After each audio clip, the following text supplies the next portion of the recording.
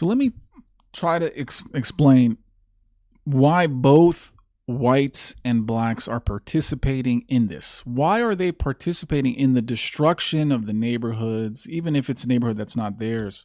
Why are they doing it? What is the motivating factor? Okay, I'm going to use the blue color now. So let's just first talk about the behavior of the oligarchs in the past 30, 40 years. The number one defining trait of them is greed. They just want more and more. They can't stop. It's just this pathological greed and need for power. Through that greed, what have they done? They have done outsourcing. So they've taken jobs out of the United States and put them into Asia and other countries. Now, you're going to say, well, those were factory jobs. Yeah, factory jobs that were very well suited for people with IQ under 110. Not everyone can work in an office job. I mean, you're going to have people in the average IQ, and those people need some kind of more simple job that can still allow them to provide for their families. At the same time, they're outsourcing. They have done another psyop called feminism that has created a false idol for women in the form of career. And what that has done is separate women and man to reduce the strength, the numbers of the family. And I'm going to show you a stat after this, and also has increased how many kids are raised in single family households that are raised to be broken people. And last thing, and I'm going to show you, is you removed God and pushed this secular humanism where, well, you just make any goal you want to live and you just chase the money and the pleasure and the entertainment. So this is what we got. So this is what the oligarchs have been doing. Just a few things, the main things. Through their greed, they shipped off jobs, broken the family, removed meaning to transcend this material world and serve God, to serve yourself, to serve your passion. So what does that lead to? Well,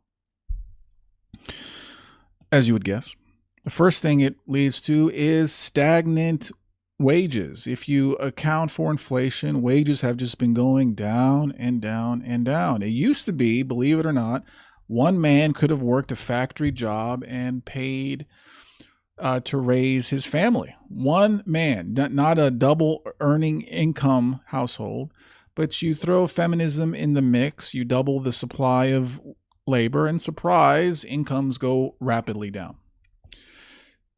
And of course, I can add so many more factors on the left side of this list, third world immigration, on and on, but just to keep it simple.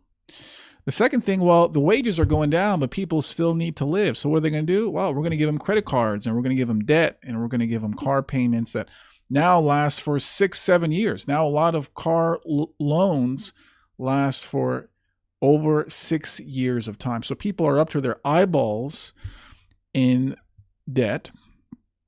And now I'm talking about people today. So they're not making a wage that is enough. They're never going to buy a house ever.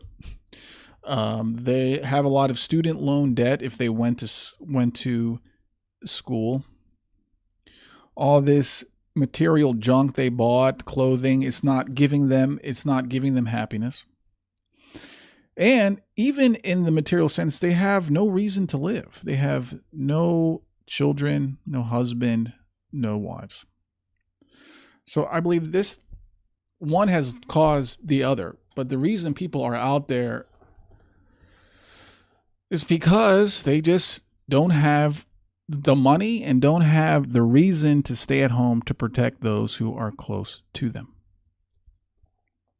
So when you see all these people outside on the streets, they're doing this and doing that, it's because they are broke, they have a lot of debt, and their family doesn't exist. If you had 4 kids, are you going to be in the streets of Portland, Seattle, DC holding signs? Why would you do that? Yeah, if you're a single mom and you don't know how to raise your kids, you will do that. But other than that, you take away all those things. You take away your ability to make a take away your ability to make a living wage.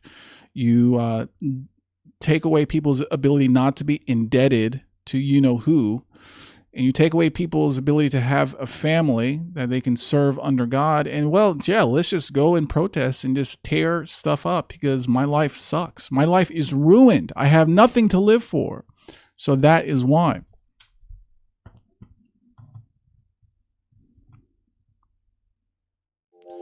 Now let's take a look at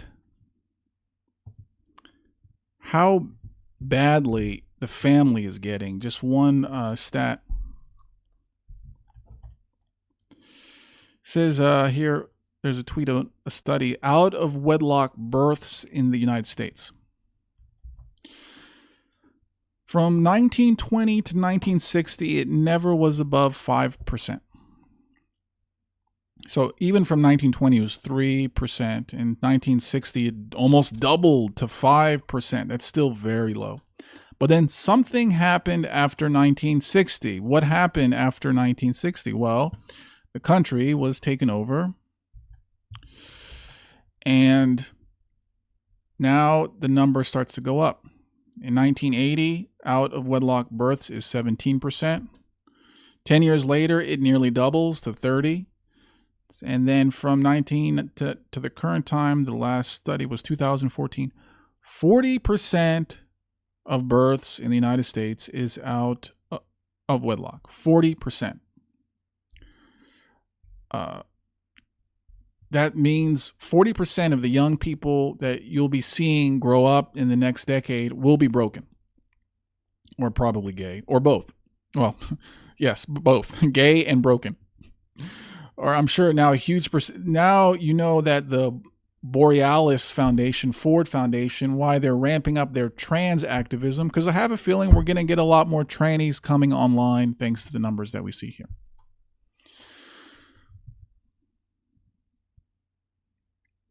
So the family is broken down completely. So this is why you see so many of, I guess you could call them the normies, out on the streets just yelling like big dummies. I mean, I can't breathe. Yes, you can breathe, actually.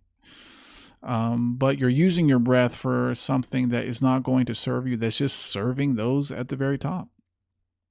And, to me, to you, it's so obvious what's going on, but when you're blind, you're blind. When you don't have logos, when you're so far from the truth, you can be tricked very easily. You can be tricked so badly that you're laying on the street like a dog, and part of this cult initiation ritual.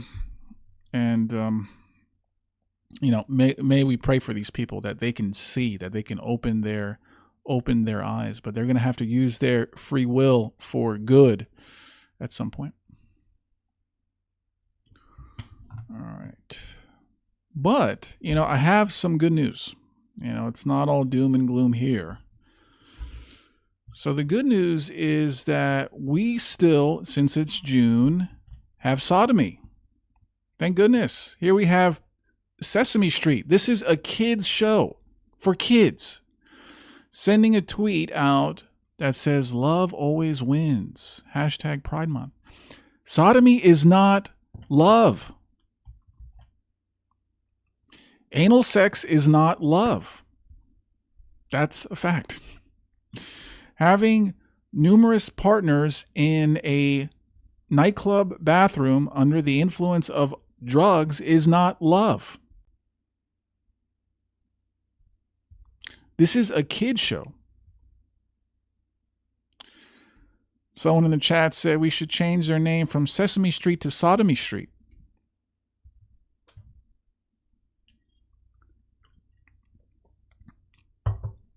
And but at least the feds, they're gonna save us. They're gonna law and order, as Trump always tweets out. They're gonna wait. What is this? FBI. Now the funny thing is that this tweet was sent out June 1st at the peak of the riots. And it says here, at the FBI, we know that diversity makes us stronger.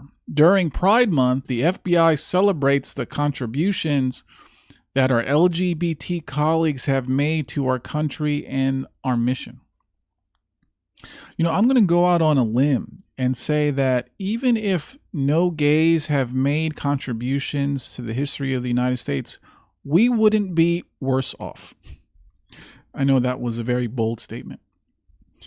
So then they shared an image of Lady Justice, I think that's who it is, holding the scales of justice with pink and blue hair and wearing a gay pride robe. So you see, how are you a rebel if you're gay now? I went to the supermarket today before I started this. And when you check out, there's a screen that has a running total of your balance of, how many bonus savings you got on a watermelon or so on. And then I noticed that now on the right half of the screen is a big graphic that says Celebrate Pride with the gay colors. I can only groan at that. I'm stuck. I have to use a company that supports gays because I don't have my own food. I live in a little apartment box. And if I don't go shopping to this gay company, I will starve. But so how are you a rebel? How are you underprivileged? How are you? Everyone supports you. I can't even find anyone who uses the F word anymore when referring to a gay. No one uses it. Even the N word. You have to go to the West Virginia mountains until you hear that. And actually, when I did go to West Virginia, I did hear that. But they have everything. I'm just trying to comprehend what they're fighting for, because they already won. But, I guess they just want more and more power.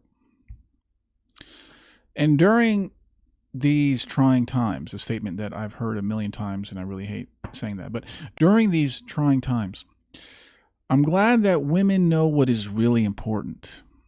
How to really keep themselves safe, how to focus on the family. So let's take a look at a couple clips where the women have risen above this carnage, this chaos, to really shine a light to us all. This girl is making her boyfriend take a picture of her in front of a smashed T-Mobile. Oh my. So here we have a clip of a woman posing in front of a bashed up store in yoga pants with her butt the centerpiece. So who is in the wrong here? Okay, yeah, the girl who wants attention. But there's, in every ill-advised selfie, there's two people who are at fault if someone else took it. The person who's the subject of the photo and the man who took it. Why would you do that? Why would you take a photo of a girl so she can upload it to the internet, get attraction from guys, to cuck yourself? That makes no sense to me. So I know a lot of people online like to insult girls and so on, but guys are dumb too. Guys allow this. So yeah, so our cities are burning down, but let me get some dopamine from the Instagram. And here's another one too.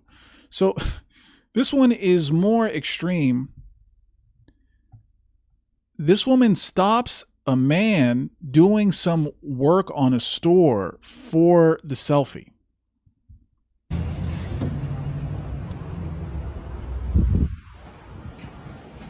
Thank you so much. Thank you so much. I really appreciate it. So this man is doing work. He's working, boarding up shops because the looters are coming. And this girl goes up to him and says, "Can I hold your drill to pretend I'm boarding up the shop for my Instagram. And that's what she actually does. She fakes it.